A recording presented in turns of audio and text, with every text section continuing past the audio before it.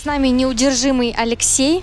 Расскажи мне, почему ты такой неудержимый? Я выступаю на многих соревнованиях. Вот это уже у меня, можно сказать, 15-е соревнование в этом году. Поэтому такой неудержимый. Да, это действительно аргумент. Расскажи мне, что ты думаешь насчет этого комплекса? Каких мест ты боишься? Где ты уверен? Ну, тут очевидно, конечно, подтягивание – это не моя коронка. Дмитрий намного легче. И я думаю, у него получится с этим упражнением лучше, чем у меня. Ну, а первое упражнение, конечно, швунг, толчок. Я справлюсь, а дальше уж как пойдет. Ты уже прогонял этот комплекс, пробовал, как ты примерно будешь его делать? Прогонял только мысленно. Я думаю, 2 упражнения Дмитрия будут, потому что приседания и тяга – это чисто лифтерские упражнения. Не знаю, будем нагонять, попробуем, что получится. Я желаю тебе успехов и постарайся по максимуму кайфануть от этого процесса, от этого драйва и выкладывайся. Спасибо огромное, буду стараться. Дмитрий, здравствуй. Здравствуйте. Скажи мне честно, насколько ты готов к этому комплексу? База у меня пауэрлифтерская, поэтому готов я не на все 100, конечно, процентов на 70, но опять же за счет силовой базы я выложусь на все 100 и попробую завершить его, побороться за первое место. Ну а там уже как помост покажет. Ты уже размялся, и помимо разминочной зоны ты пробовал уже делать этот комплекс? Проходку в комплексе я не делал, я лишь на тренировках поработал над техникой толчка, так как у нас есть комплекс, но я его не практикую. Вот, и на количество я не делал, но соточку на раз толкнул, и посмотрим, насколько смогу накидать ее сегодня. Что ты думаешь насчет своего соперника? Какие шансы? И комплекс, и соперник за все сезоны, в которых я выступал, самый мощный. Вот, также Алексей, он достаточно титулованный спортсмен в кросслифтинге, тяжелой атлетике, также по стронгу выступает, поэтому придется непросто, но опять же я приехал не отбывать номер и постараюсь сделать все, чтобы завершить этот комплекс первым. Я желаю тебе приятного драйвового выступления, получаю удовольствие и выжимаю максимум. Спасибо, всем удачи. Алексей Костерин. Рост 183 сантиметра. Вес 110 килограмм. Возраст 28 лет. Мастер спорта России по тяжелой атлетике. 2-кратный чемпион мира по кросслифтингу. Участник и призер соревнований по силовому экстриму.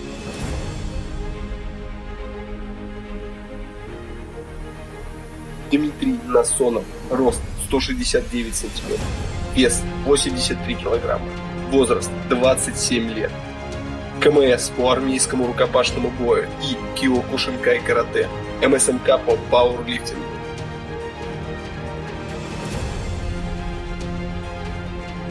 Друзья, всем привет! С вами Дмитрий Липанов и Алексей Шредер.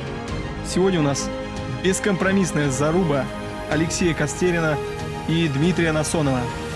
Тяжелая атлетика и стронгмен против пауэрлифтинга. Очень интересно будет понаблюдать за сегодняшней мощью. Дмитрий уступает в габаритах и в весе собственного тела, но Дмитрий имеет такую огромную силу, что я не думаю, что у Алексея в связи с этим есть какое-то преимущество, и, скорее всего, будут дышать. Прямо идти душа в душу. Атлеты готовы? Судья готов? Итак, швунг, толчок. 3. По короткому циклу. Да, по короткому циклу. Съем со стоек, 10 повторений. Здесь, скорее всего, преимущество будет за Алексеем, так как он штангист, но посмотрим. Вот, у Дмитрия небольшая помарочка, связанная с удержанием равновесия. Это забирает лишние силы. А, в общем, идут вровень. Алексей, конечно, уверенно работает. Видно, вот эта школа тяжелоатлетическая очень уверенно принимает штангу на грудь. Дмитрий, да, немного пошатывает при приеме и тратит он, соответственно, дополнительные силы. Но Дмитрию здесь уважение с моей стороны. Это не его упражнение. Однако он вот почти не отстал. Практически вровень со штангистом. 10 секунд. Это очень хорошо. Следующее упражнение у нас подтягивание с плюс 16 килограммами. Это движение однозначно за Дмитрием. Он уже очень круто демонстрировал его на предыдущих зарубах. И с Олегом Зумом подтягивался просто невероятно. Да, и в подтягиваниях уже против Алексея играет его большая масса туловища. Да, здесь у нас допускалось подтягивание с небольшой раскачки. Допускалось не закладывать подбородок. Главное, чтобы подбородок был выше плоскости перекладины. Почему-то не засчитали Дмитрию парочку повторений в начале, хотя, на мой взгляд, было все хорошо. Ну, не знаю, может, я ошибаюсь. А у Алексея тяжело. В общем, неудивительно. Насколько я знаю, штангистам даже запрещают мышцы бицепсы, спину тренировать, чтобы потом не мешало в толчках штанги над головой. И у них всегда с тяговыми мышцами проблемы, что мы и видим. А Дмитрий вроде идет очень уверенно, закладывает подбородок. Вопросов нет. Очень мне нравится техника, как подтягивается Дмитрий. А у Алексея реально проблемы. Есть прям такие повторения на грани. Несколько уже не засчитано было. Да, он подбородок не может поднять выше перекладины. Тяжело ему даются подтягивания. Ну, штангист. Хотелось бы отметить, что впереди у нас рывок гантели 42,5 килограмма, друзья. Это серьезный вес. Я посмотреть хотел бы, как бы Дмитрий вот сейчас осилит его. По 10 повторений на руку. Да. Ну, непросто. Видно, что тяжело. Однако Дмитрий впереди, подтягивания дали ему преимущество, как мы и ожидали с Дмитрием Липановым.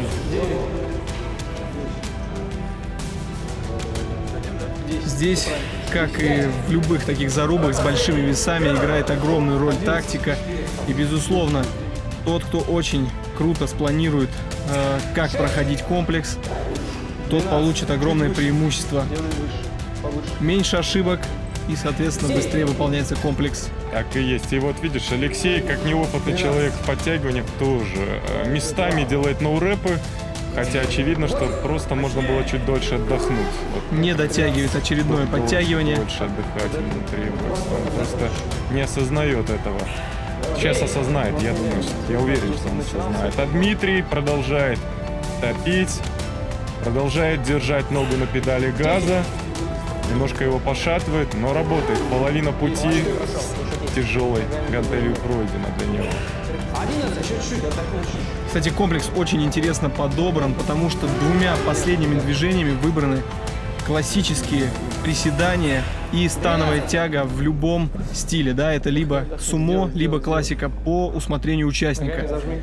Как раз в этих движениях оба атлета невероятно сильны, но все-таки стоит отметить, что Дмитрий у нас рекордсмен по становой тяге, 400 килограмм, как я уже говорил, в его копилке. И посмотрим, как он продемонстрирует эту мощь в данном комплексе, в последнем упражнении. И вот Алексей закончил наконец-то подтягивание. Очень тяжело ему дались, и тут стоит ему добавить. Насколько я знаю, Костерин стронгменом увлекается, и поэтому это упражнение, собственно, ему замечательно подходит. Возможно, будет догонять Дмитрия. Возможно. Но отрыв очень большой отрыв. Да, Дмитрий уже практически заканчивает гантелю. Последний три. Гантель. 2 повторения. Вот такая ситуация возникает то и дело у Дмитрия, что он там какую-то стойку чуть не сшибает этой гантелью, когда бросает. Ну вот, видишь, уверенно у Алексея заходит в небо прям. Закончил гантель, Дмитрий. Да, но Дмитрий закончил, я бы сказал, на достаточно тяжелой ноте. И отправляется на приседание 180 килограмм. А Алексей продолжает сражаться. Алексей просто без остановки, в одном темпе. Но видишь, он не форсирует, он не слишком торопится, он дает себе передохнуть. Поднимает довольно уверенно. Интересно, что сейчас происходит в голове у атлетов, да, вот насколько все-таки при таком вот темпе, с такими большими весами, что происходит вообще с организмом? О, невероятно. Пошатнуло, но я так подозреваю, потому что подзабились определенные мышцы стабилизатора из-за гантели. Видишь, потерял много сил Дмитрий и не получилось. И в это время сокращается его преимущество. Да, на приседаниях у нас 180 килограмм, и впереди 15 повторений. Дмитрий, конечно, в этом упражнении невероятно силен, но все-таки меня прям напугало вот это первое повторение, да, съем со стоек. Очень сложно было. Не хватило концентрации, скорее всего. 19. Частенько не хватает концентрации, когда ты изрядно утомлен.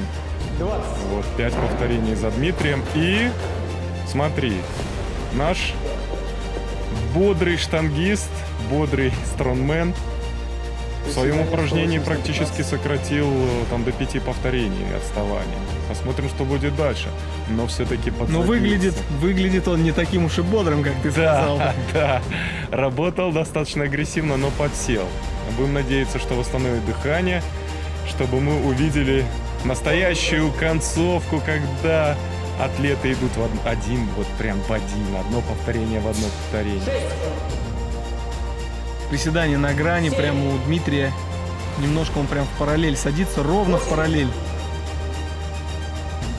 Я, насколько знаю, штангисты любят садиться глубоко, потому что у них хорошо растянуты сухожилия, связки, и они умеют отбивать Да, вот бедра они от используют, голени. да. Эту технику, которая позволяет из нижней точки немножко проще подниматься вверх. Вот что мы и видим сейчас, в принципе, у Алексея. И, кстати, Алексей без наколенников. 4. Это хорошо. Не стал там пытаться читерить, хотя, возможно, всякое бывает. У некоторых людей микротравмы. Но на самом деле наколенники, хоть они и предупреждают в какой-то степени травмы, дают дополнительную стабилизацию коленного сустава, Да, даю, согласен. но все-таки у некоторых атлетов возникает неприятное ощущение, особенно когда много повторений выполняются в наколенниках, пережимаются вены, да, и, соответственно, ухудшается кровообращение, и, возможно, это как-то может сказаться на дальнейших упражнениях, особенно если там участвуют ноги. Серьезно подсели атлеты. Здесь нужны передышки, правильно распределить повторения, по подходам разбить. Иначе можно наломать дров, если прям сломя голову, там, пытаться биться головой об стену. Нет, здесь нужно грамотно распределять силы. Алексей закрывает 10-е повторение. Я не знаю, возможно, мне кажется, но вот штангист Алексей Костерин более уверенно контролирует, что ли, вот статику, удержание, равновесие. И одно повторение осталось Дмитрию, закрыл. Сейчас козырное движение для Дмитрия Насонова, становая тяга любым способом, можно делать сумо. Как говорится, все в твоих руках, Дмитрий. Вот посмотрим. 200 килограмм. Да, вес-то солидный, и видно, что он устал. Но, однако же, это козырное, коронное упражнение остается только спрутануть. Посмотрим. Алексею еще нужно добить. 4 повторения. Тоже устал. Сражается. Посмотрим, по первому повтору будет видно. Подзабился Дмитрий. И это тревожный звоночек, но с другой стороны мы сейчас можем понаблюдать вот ту самую концовку, о которой, можно сказать, я мечтал. Когда идут повтор в повтор. Алексей берет длительную паузу. Тактически работает правильно, я считаю. В принципе, здесь и морально даже нет давления на него, потому что он увидел, наверное, что Дмитрий не поднял повтор первый. Да, все-таки, мне кажется, это прибавляет как-то уверенности, да, и мотивации, когда ты видишь, что твой соперник не так-то ему просто, ему тоже тяжело. Дыхание сумасшедшее у обоих атлетов. Алексей у нас тянет, как полагается, тяжелоатлету в классике, а Дмитрию, как полагается, пауэрлифтеру в сумо. Да, я помню, выступал на соревнованиях по пауэрлифтингу. Все штангисты, которые заявлялись, выполняли в классике. Сумо они вообще не практикуют. Поэтому ничего не... Тут я не вижу удивительного. Ну а Дмитрий выбрал свою более сильную позицию — сумо.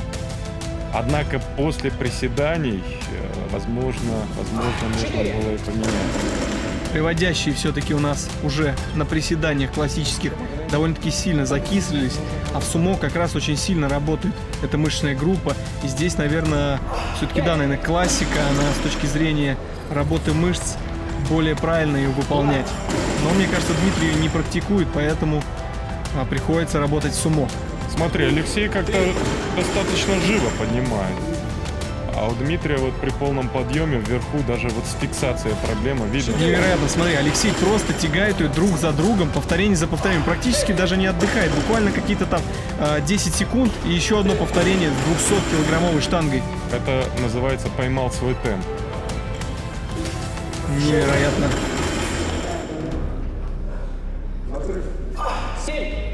Но я бы сказал, у обоих атлетов есть небольшой недочет. По-моему, они не выпрямляются полностью, не разворачивают плечи. Или это не считается ошибкой? По правилам, главное, чтобы вертикаль была, да, то есть плечевой сустав над тазобедренным и над коленным. То есть разворот груди, да, раскрытие не обязательно. Раскрытие не обязательно. Я бы сказал, даже и вертикаль не везде.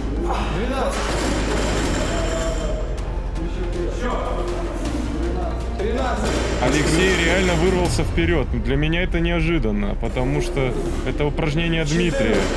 Вон, смотри, он вообще уже... Одно повторение осталось Алексею. Да неужели сейчас все решится? Да. И завершает Алексей невероятно.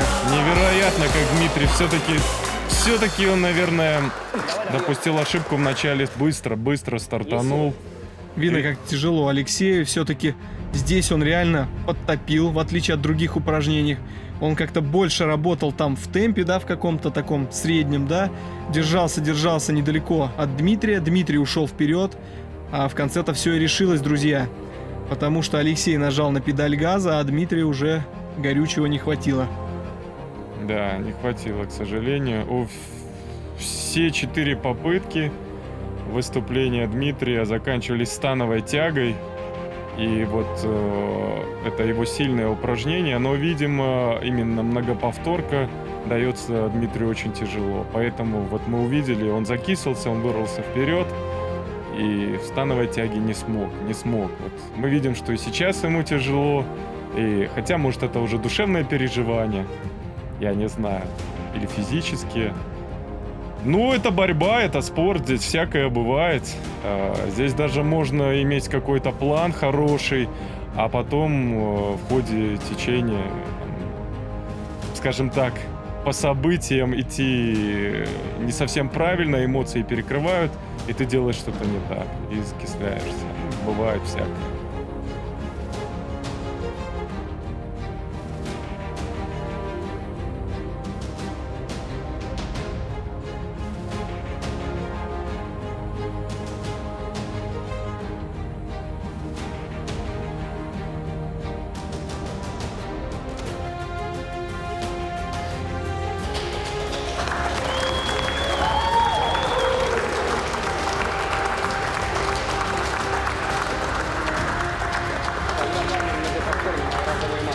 Ну что, поздравляем Алексея, желаем дальнейших побед.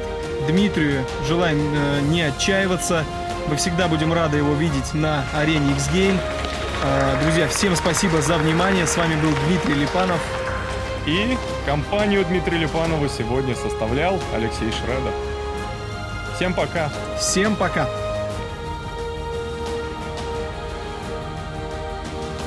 Алексей, спасибо за жаркое, зрелищное выступление. Как ваши впечатления от зарубы? Все отлично. Спасибо огромное организаторам, что пригласили. Выложился сегодня на все 150%. Очень приятно в ходе комплекса обыграть Дмитрия в тяге, так как он рекордсмен России и мира в тяге. И здесь обойти его очень приятно. Спасибо ему за отличную борьбу. Конечно, немножко почувствовал уверенность, когда я отставал довольно-таки прилично. Но успел нагнать, доказал свое прозвище неудержимый. Спасибо вам. Будем рады видеть вас снова в X-Game. Приходите к нам еще раз. Спасибо, что пригласили. Обязательно приеду. Это отличное шоу. Побольше таких заруб не только в Ютубе, но и на российском телевидении. Спасибо. Спасибо. Дима, спасибо за крутое выступление. Было очень жаркое, зрелищное выступление. Как думаете, сколько еще можно терпеть издевательства X-Gain, которые ставят против вас просто тонных качков? Спасибо организаторам. Блин, моя тяга 2-летней давности сыграла со мной такую злую шутку, и создался такой имидж какого-то мощного поднимателя. Но, конечно же, да, в силовых зарубах, особенно с разницей в 30 килограмм, немножечко тяжеловато. И особенно, когда я не работаю на выносливость, а именно у меня лифтерские тренировки, то есть именно на малое количество повторений, то, конечно же, в таких зарубах это проявляется отсутствие регулярной работы на функционалку. И сегодня на, казалось бы, профильном упражнении наступил такой отказ, из-за которого я не смог даже завершить. То есть все, уже ступор, и все, закислился, как модно говорить. Как думаете, что можно будет сделать лучше в следующий раз? Я даже не знаю, потому что в парной работе, что для одного спортсмена лучше, для другого может быть наоборот хуже его непрофильными упражнениями. Поэтому на усмотрение организаторов, они неплохо балансируют комплексы на самом деле. Поэтому получаются такие плотные зарубы, особенно в концовке. Поэтому идей у меня особых нет. На усмотрение организаторов, пока у них получается все достаточно хорошо и сбалансировано. Знаете и помните, что вы у нас один из самых любимых атлетов, и мы всегда будем рады видеть вас на следующих зарубах X-Gain. Приходите к нам еще. Спасибо, приятно слышать. В случае повторных приглашений, конечно же, рад буду вновь поучаствовать, зарубиться, продышаться, закислиться. Поэтому спасибо всем. Будем рады еще раз заявиться сюда. Спасибо.